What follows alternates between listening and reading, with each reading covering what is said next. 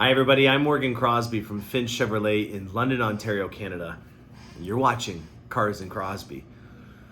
It's spring, and as you'll see in this episode, not for long, but I'm getting myself mentally prepared for the driving season. I've got a kid on the way. It could happen at any point. I got the bat phone with me in my office in case I get the call. But that's not going to take away from the fact that there is a Corvette driving season that is upon us, or starting to become upon us in the northern states and in Canada. And it's time for me to start getting inundated in Corvette stuff. And I'm going to share that with you guys on the channel today. We've got an all Corvette episode coming your way.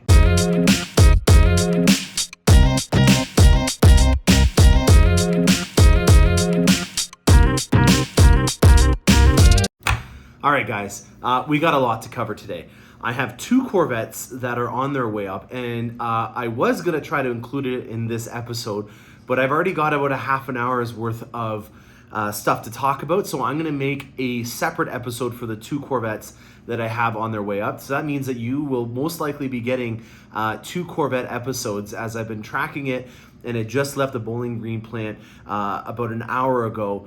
So by the time that this video uploads, I'll probably be starting to film the Corvettes that are coming off the truck, and both of them have a fun little project to be working on for both of them. So we got some Corvettes that are coming back in. I'm getting Corvettes that are going into production. I've had 4 of the 2023 model years already that are sent in production and are either assigned a build date or are going to be assigned a build date. And the first of the 2023s is a doozy. It is without a doubt going to be one of the craziest Corvette builds that I've ever done, and I'm extremely excited to show this off on the channel.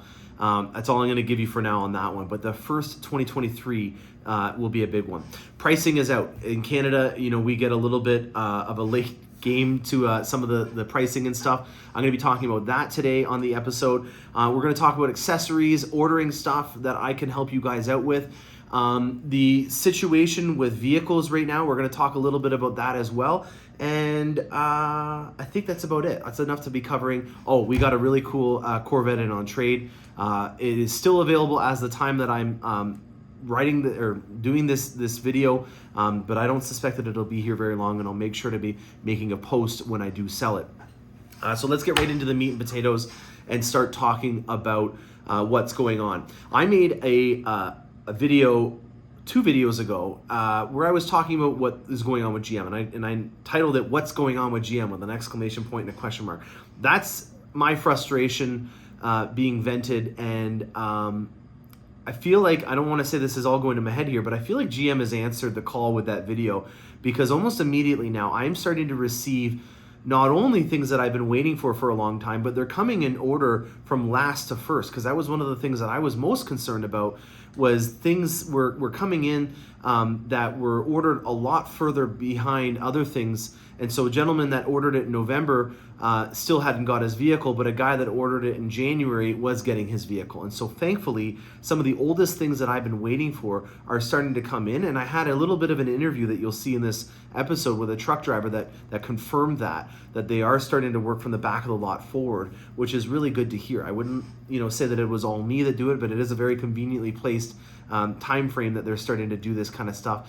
And I hope that GM can appreciate the criticism that I give them in terms of me wanting to make us a better company, instead of it just being me that's raining on someone's parade and thinking about the negativities. So let's go on to some more positive things. As weird as this might sound, I'm very happy with the pricing and the price increase that came on the Corvette. And I'll break down the madness of what I just said for you guys right now. I built my C8 Corvette. It was the 141st one off the line. So you can't get any more accurate data on what the initial Corvette pricing was than mine, as I had a 3LT Z51 coupe with a wealthy amount of options that were put onto it. I had, an option paint. I had 3LT. I had the front lift. I had magnetic ride control. So I did a fairly large amount of stuff, and the list price on my C8 Corvette was $101,913. Now keep in mind, I've done a ton of accessories that you can choose as an LPO option, meaning that they are done after the fact. So an example would be my contoured cargo mats, or The wheels, I've done different wheels. There's aftermarket things like the Vossens, but I powder coated my wheels, for example. Lug nuts, I ordered lug nuts and locks separately from on my window sticker, and then the exhaust and stuff. So the window sticker of what I ordered, I built that for a 2023 model year. The price on my C8 Corvette on the window sticker was $101,913 in Canadian dollars. Drum roll. The price of my Corvette build on a 2023 is $108,738. Now that is, I'm not good at math here. Oh geez, it's just roughly around $7,000 in price increases, and that might seem like a lot when you're going from a 20 to a 23. But let's break that down. It's 6.27% more than what it was originally. And when you go to the grocery store and you look at what the price of milk and eggs is, and you look at everything that's going on in the housing market, regardless of where you are, and you look at what's going on in pretty much any commodity right now, I can guarantee you that you're not seeing a 6.27% increase in it. I think you're seeing quite a bit larger amounts. So I think that GM deserves to have a handshake on that one, because that to me is very commendable, to think that with all the situations that we're dealing with, the price has not gone up, in my opinion, in any way more than what basic inflation would have been pre-COVID. Average, let's say 2 to 3% a year. It's been 3 model years, and it's only gone up on average about 2.1% a year. That is remarkable. That is pre-COVID inflation kind of numbers. You got to consider the fact that we've been dealing with, I vent about this Ingersoll rail yard thing, and now that they're finally starting to fix it, that is not even close to being one of the biggest issues that GM has faced. Whether it be from labor shortages of people catching COVID, to a tornado that happened at the Bowling Green plant, to tier 1 suppliers and tier 2 suppliers having issues with their supply chain networks, or even dealing with labor issues on their end. We're dealing with now increased costs of just even trying to get things air freight shipped to us. So instead of, spending the money on getting it more cost effectively done by ship or by freight, now we're airlifting stuff to get it to you faster so that we can have it on the vehicle. So you take into consideration all those things, and the fact that this vehicle has only gone up 6.5% or 6.25% over a 3-year period, and this period has been quite tumultuous. I think that's been the word of the day for me a couple days in a row. I'm very impressed, and I'm honored to work for a company that does not gouge on the price, even though there's a lot of other commodities, especially on the used market. If you've looked at what these Corvettes go for on the used market, you'll see right away that there is a huge difference. Some things that I also want to note about the 23 model year that I wish I could have put on my Corvette but were not available. The stealth interior. I will be looking into finding a way to be able to get this done. I absolutely love it, because I'm all about having a consistent design language. And with me having a black interior and having a black carbon fiber accent trim package inside of my interior, I need to get rid of that aluminum in there. And it's not going to drive me wild, but now that I've seen it, it just is something I can't get out of my head. And I was running out of projects to do on my Corvette. So you can mark my words that is a project that we will try to do. I'm also in touch with C8 Trims. I know them very well from Instagram and seeing what they've been doing. I have a Corvette that's coming in that does not have the carbon fibre in trim in it. And we're going to be doing a project on that to try to get some more people that have maybe purchased a used Corvette, or maybe did not know that they could have had that option, or maybe are like me that want to black out or stealth out their interior, that they can do it in an aftermarket option. So I'm going to be, like always, your guinea pig trying this out, just like I'm going to be doing with the stealth interior, because yes, I will be having to rip apart my Corvette in order to do this, and I'm not going to promote something unless I know that it works myself. So those are 2 projects that I'm going to be doing on the inside. And the price point on the stealth interior, if you're fortunate enough to have a C8 Corvette that is going into production, is $795 Canadian. The black exhaust is another thing that I would have done from the factory. I solved it a different way by getting an AWE exhaust on my Corvette, which had black tips. But if you're wanting to do that from the factory now, it's $230 Canadian. And I think that that's a remarkable price point, given the nature of how much heat that paint is having to deal with, and the fact that that will be under warranty. That's money well spent. Now, 70th anniversary. Haven't talked a lot about this yet, and I'm going to treat this like a Band-Aid and just get it out in the open. As much as I like to see that there's a 70th anniversary and that the carbon flash metallic is something that they used on the Centennial Edition, which was the 2012s, I think they could have been a little bit more original and maybe branched out a little bit more on the colors. I've said it. I hope that that doesn't blacklist me from the paint shop at the Bowling Green plant. And I hope that you guys can appreciate my unbiased, unfiltered insight. But to me, G1W, which is pearl white on the Cadillacs, is coming over to the Corvette. And as much as that's a nice paint color, I'll let you guys comment in the section about what you think about it, but that was a lack of originality on my behalf, on their behalf, in my opinion. And then for carbon flash metallic, what I honestly would have liked to have seen is black just go and just have carbon flash metallic for a year or two. It's been consistently declining in popularity, the black paint job. I guess I maybe have a personal vendetta being in the car industry about black vehicles because of how hard they are for me to keep clean and perfect for the customer to be able to see. Heaven forbid if it's a used vehicle. You're about to see a Corvette in the showroom that we had come in, and it's 32 years old, and we spent thousands of dollars to get it into the condition that it's in now because it has black paint on it. So that, in my opinion, is enough said about the two new colors, because I want to talk about sunshine and rainbows, and we'll move forward. So the 70th anniversary comes in either the white color, which I call G1W. As you know, we all have alphanumeric codes on everything that we do in General Motors. And so because the names of these colors change between brands of Chevy and Cadillac and stuff, I use the paint code options to be able to get across stuff. So G1W is pearl white or crystal white or whatever pearlescent color you want to call it. It has a ton of mica in it. It is a tint coat, so it will have an extra thick layer of paint on it. And the second color is carbon flash metallic, which we've known for years on the Corvette as an accent color. And then on the Centennial Edition, the Louis as we call it, it also had it where it was an all carbon flash metallic color. It's a great color. It has some decent depth to it. Black ice metallic was my favorite of all the colors that we've had that were metallic. It was mainly on the Cadillacs, and it had a massive amount of metal flake in it, a very silvery metal flake that made it look like you were gazing off into a really starry night in the country. This is carbon flash metallic. It's just become an accent color to me, and to think of it now as a color for the vehicle.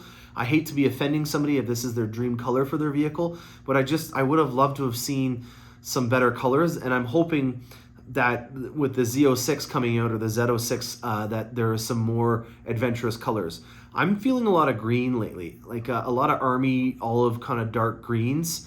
And I would have really liked to seen that. That would be my suggestion for a color if I have. And I'd love for you guys to make a comment about what you think about the colors, and also maybe a suggestion if you can think of something out there. Maybe just point out another car manufacturer color so that we can just Google it, and then we can all debate on which color we think should be on the 24s, or some surprise colors to come on the Z06. Now, some other things to talk about. We have parts department that has a bunch of accessories and stuff from Corvette, and from time to time when I'm wearing something from the channel, I get you guys commenting or emailing me and saying, hey, how do I get that hat? Well, I want to be more efficient, and I also want to make sure that I can help people out. And if you're interested and you're absolutely adamant on getting something from the Corvette catalog in terms of accessories such as golf shirts or jackets or t-shirts, reach out to me and I'll send you a digital copy of this. I know for sure I'm going to be getting some of these golf shirts. I'm going to be risky and get this white golf shirt and just make sure I don't go to Costco and get some hot dogs that are still $1.50 with 3 packets of mustard on it. I will not be wearing it when I get that shirt. Mugs, hats, as you guys know, I love hats, so I'm going to be getting a bunch of hats. And I feel like it might be a cost-effective thing for me to be able to team up and put in a bulk order with a bunch of you guys, and hopefully have it so you guys can come by the dealership. Now, on the topic of coming by the dealership, I'm going to let you in on something that I'm working on, and it's in the beginning stages. Last fall, we did a Corvette takeover, and if you're looking in the history of my channel to see the documentation of that, you won't find it. Over the winter, I thought long and hard about it with Mr. Finch. It wasn't a difficult decision, but just with COVID and everything about running a business, we were on the fence about what we were going to do. But we are 100% a go for doing a real deal Corvette takeover. Last year was just a pilot project during the third wave of a pandemic. It was great, but there was definitely room for improvement, and I'm happy to report that we are going to be going into this all in. So, for example, if you live out of town and you're looking at getting an accessory or something like that, keep in mind that in the fall, we are looking at doing a more significant Corvette takeover at Finch Chevrolet in London, Ontario, and I would be honored if you guys could come and join us. And I'm feeling like, based on the response that I get from you guys, I might just go all out and purchase a bunch of stuff so that it's available for you guys when you get here. I'm not trying to make a profit on it. Again, this is a community, and think of this Corvette takeover as a big thank you from Finch Chevrolet and me for all the things that you guys do in contributing and watching the channel or purchasing a vehicle from our dealership. Another fun little project, I like to support businesses, and it's not very often that you see a car salesman dealing with booze, but this here is the Cars and Crosbie Cream Ale that I co-designed with Powerhouse Breweries. There is a massive factory in London, Ontario that Kellogg's had for the ages and ages, and they unfortunately took their businesses south. And there was over 3 million square feet of a Kellogg's factory almost in the heart of the city that a close family friend and a bunch of business partners purchased, and they have been building and building and building amazing things inside of it, to the point where the Hard Rock Hotel is going into this facility now. They have breweries there. They have the world's largest indoor ropes course. It's a remarkable facility, and I thought it would be appropriate to start teaming up with them and coming up with some cool, creative ways to be able to support local businesses. I consider myself an aficionado of drinking beer, and I call this a lawnmower beer because it's nothing more finer than a nice, cold, crisp, clean, nothing too obnoxious in terms of flavors after mowing the lawn or something like that. I also have hand sanitizer from the distillery that's in there, which is Paradigm Spirits. So if you're looking for some cool stuff that I have as a giveaway, these are some things that I have to offer now. In terms of constraints right now, we're still seeing magnetic ride control be an issue on the Corvettes. A very small percentage of Corvettes are being built with mag ride, and it seems to be the only ones that are ones that have Z51. It seems to me that almost all of the parts that GM has right now are going towards the trucks. And if you think about it, when you're coming out with a new product, you're obviously going to want to feature it. And it's the time of the MCM, or the mid-cycle refresh of the Silverado and Sierra, to have their time. And I think that that's why you're seeing a lot of the production on other vehicles being stifled right now. They're gearing most of their resources towards these new refresh trucks, and it makes sense. They've invested billions of dollars, with a B, billions, on developing, redesigning, and improving their products. And it would just go to shame if they didn't put all their energy into getting them out on the market after all that money that they put into it. There is a lot of orders that I can place this week. I have about 17 trucks to place. Of those, I think I only have about 3 or 4 because I had 9 last week that were solid sold orders. So I do have some availability on trucks. The only constraint right now on trucks that I need to point out is the technology package as of right now. And I still have one ZR2 available if you're interested. I have no idea how I was so fortunate to get almost 10% of all the country's allotment for ZR2s, but I'm very thankful for that. And I think all around this has been a really great week. We're starting to see older products starting to finally come in. In terms of a price increase, it was a nominal amount for the 23 model year for the Corvette. I've got accessories, catalogs, and stuff like that that you can come in and grab from me at the dealership. We're going to be doing another Corvette takeover at Finch. We're starting to see new Corvettes come in through the production process, and we're starting to see it ramp up. With me getting 4 already this month, I would consider that a win. And we're going to go see some cool stuff on the lot now. I hope you guys enjoy. So, this is what I'm dealing with right now. And over here in the showroom, as you can see coming in over here, I've got some full-size SUVs. Z06 is sold. Grand Sport that it took in on trade is already gone. My last manual in Watkins Glen. Not hurt personally that no one's bought my favorite color from the C7, and it being a 7-speed. Have no idea why it's still here. Most of these Camaros are going out. That one's sold. This one that we took in trade is already sold before I can advertise it. Another manual C7. This ZR1 here from 91 with the 5.7 Lotus built engine is apparently sold. I didn't even know it was for sale. And here, Got a Tahoe High Country coming off. Where are you coming from, big guy? Ingersoll. Ingersoll. It's pretty backed up there right now. Are you guys getting some things off of the trucks quicker, or is it still the same situation, do you think? No, it's a big truck builder. There's like 500 units. 500. And we're digging them all out. It's wild, eh? There's so many trucks behind right now, eh? Yeah, so we only got 8 of us all in this one plant, in that parking lot, just digging stuff out. Digging as many as you can. Yeah. Well, thank you very much for what you're doing, and we're dealing with a new poop show of snow. All right, what do we got on this truck here? Can I put in a request? Shut the snow off? Yeah. We've got an Escalade here that we're going to be featuring on the channel with some fun projects. It's got a Whisper beige interior, and it's a platinum. Got an Elevation, High Country, a Tahoe LT, and a Suburban on here as well. Very cool. All right, guys, hot off the press. I just learned about this. It is not sold. There was a deposit that came in. For some reason, they didn't buy it, but their loss is your win, because we're going to talk about this while that is going on outside. This is wild. April showers brings May flowers my ass, pardon my French. But that I was not expecting. Look at how much is on that ugly Ford's tonneau cover already of snow in the last hour. All right, on to some fun stuff. This here is a 1990 Corvette ZR1. Now the ZR1 is a nameplate that we don't reserve for just our regular models. You've got our Grand Sports, you've got our Z06s, you've got our Stingrays, and then you got the ZR1. This was only on a couple of different generations. It hasn't been on all the generations.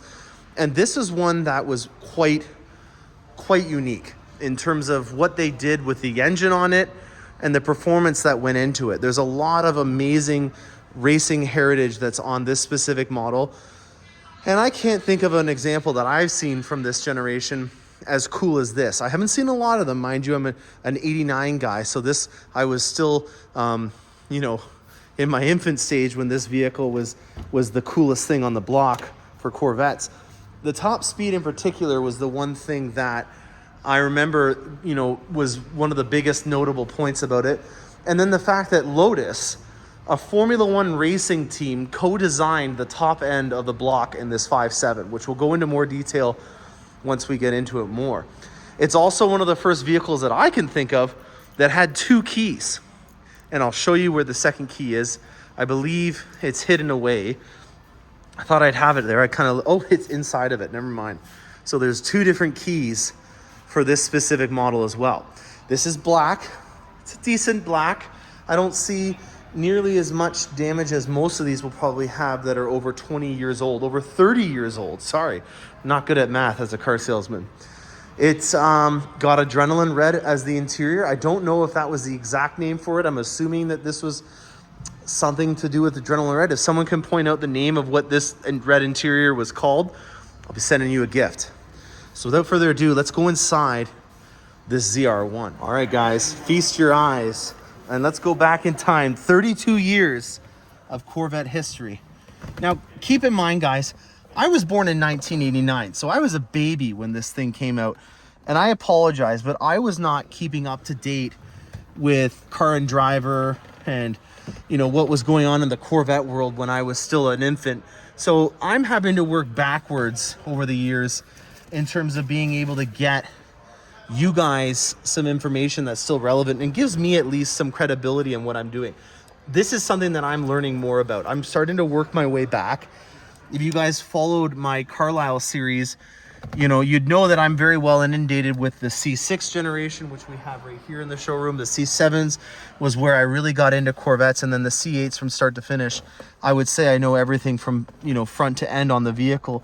This generation, not as experienced with, but there's some things that I can definitely point out to you in terms of being able to look at the lineage of certain features and seeing now where they came from. This is definitely the granddaddy of Corvettes in terms of some specific technologies, which we're going to talk about right here.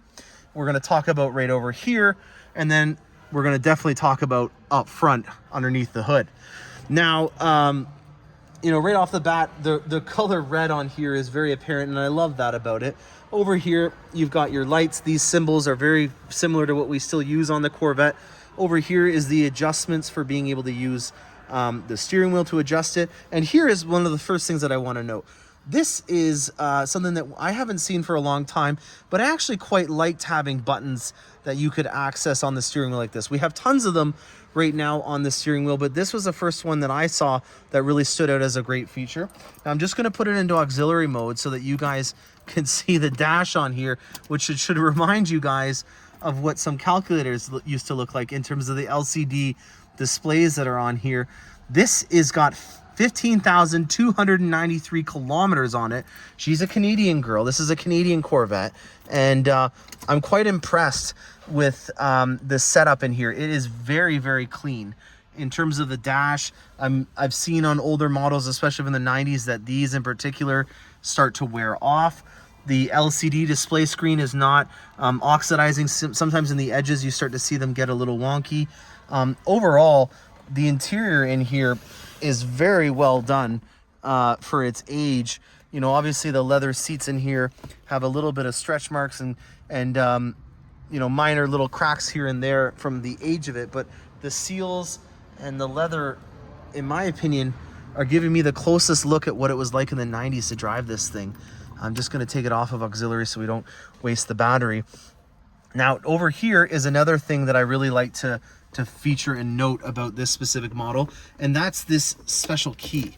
This key here was one that you could put in here to change the power output of the ZR1. So it was kind of neutered until you put this key in.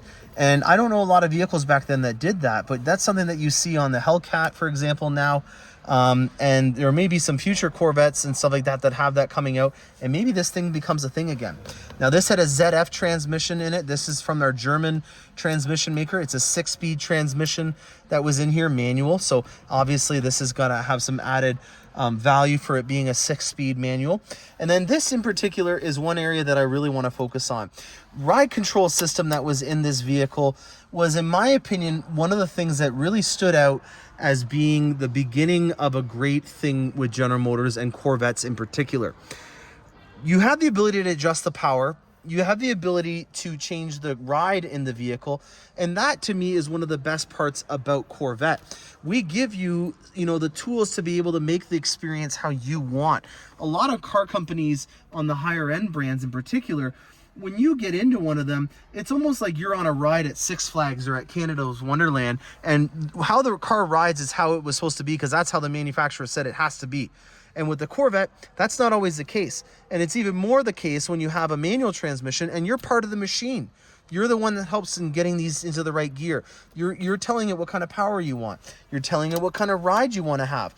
Those are the types of things that make me feel like the Corvette and you as the driver are working together to create the best driving experience possible.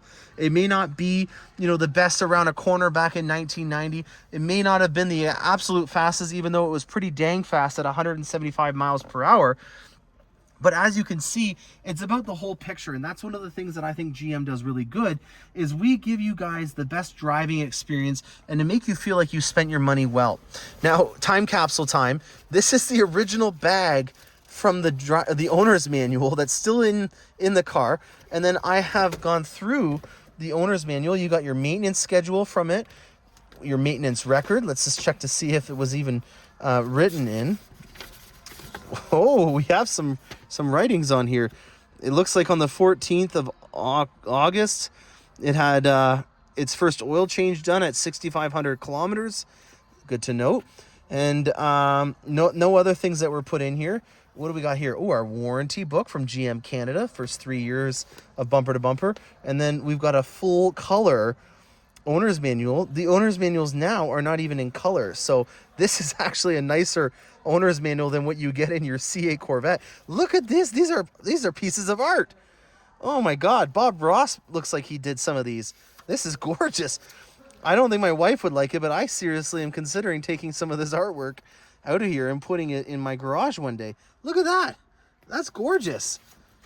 Wow. Don't be surprised if when you buy this from me, the owner's manual is mysteriously missing. And then you've got a nice leather handbook inside of here as well. And, oh, there we go. Just open it up a bit. It's flashing. I don't know what that means. And then rear release. I have no idea what that is. I'm opening up this live on camera, so I apologize for the ad-libs, but oh boy, this is going to be difficult to close. We're going to do that after. Let's go up to the front and check underneath the hood now. Uh-oh, where is it? Oh, there it is. All right, I figured it out, guys. Here are the side bolsters right over here. Listen to this. It's still working. I had to get this to move in so that I can put it down. There we go. I closed it. And then we're going to put this back in this glove compartment, and we're now going to go to the front end of the Corvette. All right, guys, feast your eyes on an LT5. How cool is this? Now, you might know that name, LT5. It probably rings a bell because of you guys hearing it on the more recent Corvette that came out with the LT5. This is the granddaddy, though, and there's a lot of GM engineering history that is in this front end of the Corvette. This here has lineage that can be traced back to our Lotus division in General Motors overseas in England. And it also has a lot of work that was done with Mercury Marine. Now, Mercury Marine is a very well-known name in terms of high-performance aluminum block engines. And they still make some pretty amazing ones. In fact, actually, I think the most powerful engine that's built for a boat right now is still built by Mercury.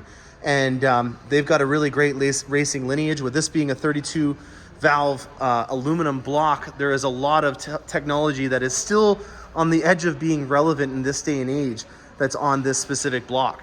Now, it did rev pretty high at 6,200 RPMs. It did have 380 horsepower, which at the time was a pretty big deal. It had a little bit less torque. I think it had about 360 foot-pounds of torque that was given to you at around 4,200 RPM. And this had a top speed of 175 miles an hour. Now, the C7, for example, had a top speed of about 186, and the C8 has a top speed that's in about 196. So to have a top speed of 175 miles an hour back then, 30 years ago, in my opinion, that is a pretty amazing feat to be done. And to think that we've only come about 15 to 20 miles per hour on the lower end models since then, I think is also an amazing feat to be said for our entry level Corvettes on the C8 and C7 generation. So it's an amazing amount of power at the time. It still is relevant in terms of how much power that you have in this thing. If you were going to use it to go into a drag race, you can assume that you're going to be in and around the mid fours in a 0 to 60 with this type of vehicle. You've got your pop-up headlights here, made out of glass, which is pretty cool for me to at least see because I'm so used to seeing everything have plastic on it. I also kind of find it interesting that the tires here are exposed when you open up the clamshell. Obviously now we have a lot of wheel wells that can reduce the amount of noise that you have on them. Just to me, to see a lot of this stuff and to see the lineage of it, I know that a lot of you guys that watch this channel have probably seen and dealt with a lot more stuff over the years than I have, and it's just kind of interesting for me to be reversing the education to something that I didn't have when I was growing up, and to now have to go back and to see all this stuff. So I'm learning as I go. There's a lot of things that I think you guys can teach me on the channel. I'll just go around to the other side again. But this to me is a pretty great example to be looking at with only 15,000 kilometers on it if you're looking at trying to add it to your collection. You know, with it being a ZR1, if you're trying to get a top-end model from each generation, black is a pretty good color to do it in. I know a lot of collectors out there will look for a specific color for their generation when they're trying to do their collections, and I think that this would definitely be a decent one. The wheels on this are actually doing pretty well. They haven't oxidized nearly as much as I would think that they would have with it being a chrome-clad aluminum wheel. You can see a bit of what I'm talking about here with the chrome peeling off. That is something that you can easily fix, and it's another reason why I steered away from a chrome-clad aluminum wheel and focus more on doing a solid billet aluminum wheel, which you'll see on here, or a forged aluminum wheel, which is also what we're getting into on the new 2023 model year C8s. So that's some cool stuff. Really amazing to see this 5.7 liter V8 in here, especially in the condition that it's in. I'm just getting a little weak in the knees because engines do it for me, and this is one that hopefully we will find a good home for, especially because it's a time capsule. I just love those two keys. Maybe in a later episode, once it's sold, I'll ask permission for the owner to be able to fire it up and go for a spin, because this is really, really cool to see in our showroom. Well, rear release can only mean one thing. I have to press it. I can't see a button and not press it. Okay, thank God. I was hoping it was not going to James Bond me out and like an ejection. All right, let's go see the rear now, guys. Okay, all right. Well, that's different. So the glass from the hatch is what comes off, as opposed to what we have on this C6 and 7s and 8s where it's the whole deck lid that comes out. That's different. I haven't seen that. I guess this wouldn't be new because this is an older vehicle. I guess I got to get my head around that, guys. This is where the fuel is. Yeah, that's kind of nice how that articulates in and out. I like that. That's snazzy. Paint on here, pretty damn good. I can see my reflection quite well in it. And then more of that red that I don't know the name of yet, guys. Oh, wow. Check this out. On the speakers here, it says Delco Bose Gold Series. Now, Delco should be a familiar name for some of you guys because I've gone on and on about one of the pride and joys of Delco, which is the magnetic ride control system. Delco was an engineering firm that General Motors purchased and amalgamated into them. And it looks like, if I was to guess, this is a speaker cover. Maybe on different models, this had a more aggressive speaker. I don't want to pull on it too much. And then underneath here, you can tell I don't know what I'm doing. Yeah, there's not looks like they can really do anything with that. But you can see there's the clips for when you want to take out your Targa top and clip it in. So at least some of the lineage of these Targa tops has been passed down throughout the generations. And as you can see here, there's the clips. And then we've come to the C7 generation, which was the last time that we had a major change. And now they're titanium clips that go into here and mount into the back. So this is actually one of the only parts that made it from the C8 generation, or the C8 from the C7 to the C8, which was the mounting clips for the Targa top. So very cool on the back end here. I doubt that it will have the ability to suck in like it does on some of the other ones. I'm just gonna be careful here. And then for the exhaust, we've got a quad exhaust in it.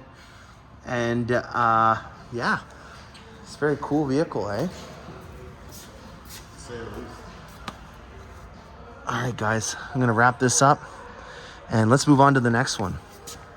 As lot walk time, here's my delivery vehicles going out 50-50 in terms of new to use. Infinity's obviously a used one. That Traverse over there is a used one, but the Colorado XT4 and the Buick are all new that are going out, as well as the Radiant Package XT Fizzle is finally going out to its new home. We had to wait for the tires. We had to get everything all set up for it. There's a view at the front end here. She's a classy girl. Not a fan of chrome myself, but as you can see, some people like it. On the topic of chrome, I have a Platinum Premium Luxury that's on its way out. These are the entry-level wheels that are on here. They won't be on it for very long. We've also got a ceramic coat going on here, and there is the Platinum grille beside my Escalade, which is also for sale and looking for a new home. There is the RS edition from our locally made Cami plant. This is an Ontario proud built vehicle right there.